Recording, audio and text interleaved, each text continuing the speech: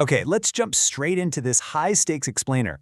Today, we're dissecting a fascinating case study that literally pulls back the curtain on the hidden rules of airline customer service. If you've ever wondered how airlines make those impossible, split-second decisions when everything hits the fan, well, you're in the exact right place. We're going to solve a notorious group discussion test that's thrown at aspiring cabin crew members. It's basically a giant puzzle of empathy, pure logic, and incredibly strict aviation rules. So picture this scenario. You're a cabin crew member. You're working economy on a completely sold-out flight.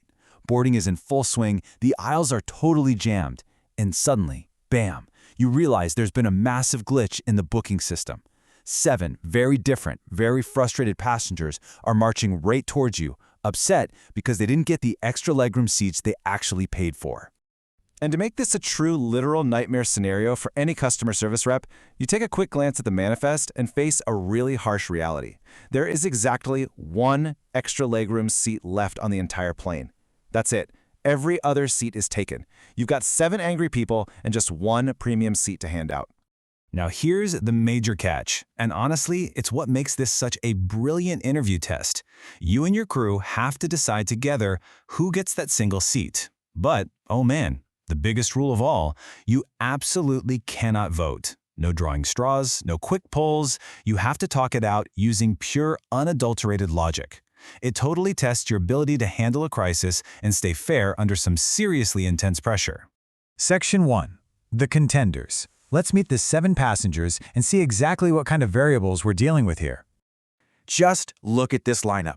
We've got a super loyal, frequent flyer who wants the seat as a preference, a mother with a toddler needing space for a baby bassinet, a really tall customer who hates cramped spaces, an elderly passenger traveling alone stressed about a connecting flight, a passenger with a leg injury who legitimately booked it for a medical condition, a pregnant lady needing some comfort, and finally, a first-time flyer whose parent actually arranged the seat as a surprise gift.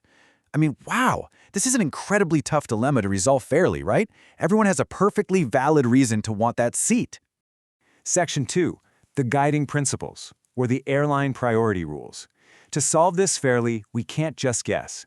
We have to lean on the strict framework airlines use for exactly these conflicts. Okay, so the absolutely crucial concept to grasp here is medical necessity. This definition is the ultimate tiebreaker in the aviation world. Airlines draw a super hard line between someone who just wants to be comfortable and someone who physically requires accommodation to stop pain or ensure their basic health and safety while in the air.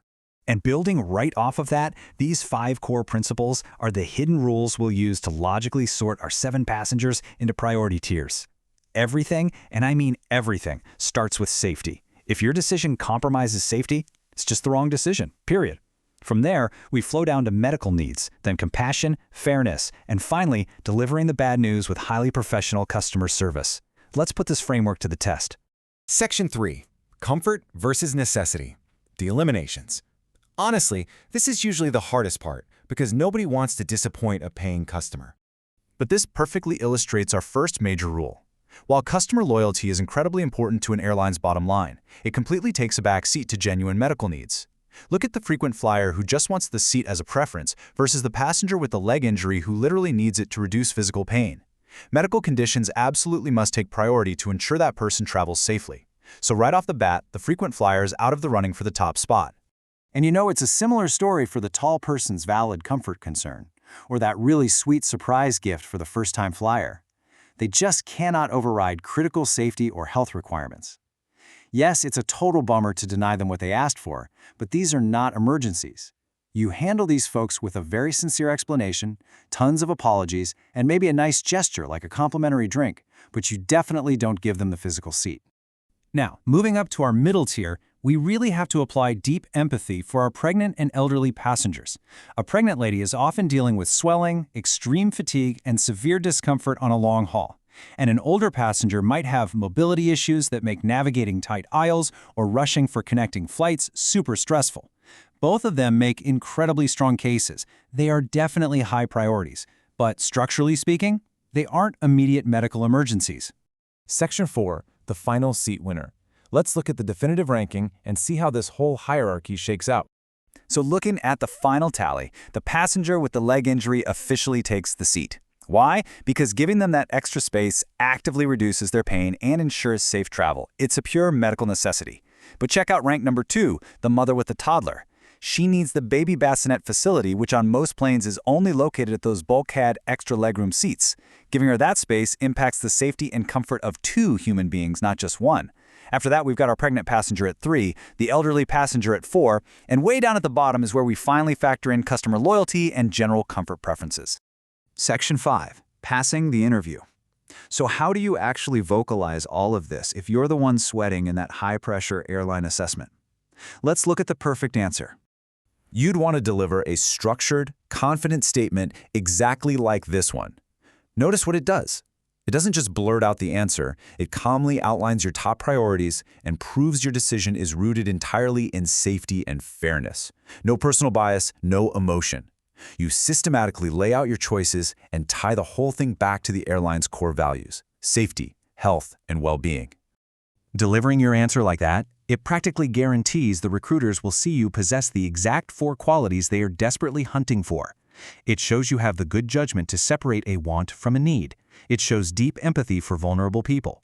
It proves you value fairness way more than just appeasing an angry frequent flyer. And above all, it proves you can stay cool, calm, and highly analytical even when 7 frustrated people are demanding your immediate attention. So here's a final thought to leave you with. Knowing the incredibly strict safety protocols and empathy rules that are constantly running behind the scenes, is this going to change how you view airline decisions the next time you board a plane? Think about it. If you were that frequent flyer or that tall passenger, understanding this hidden hierarchy might just make that cramped legroom feel a tiny bit easier to bear. Thanks for hanging out with me for this explainer, and next time you fly, definitely keep an eye out for these priority rules in action.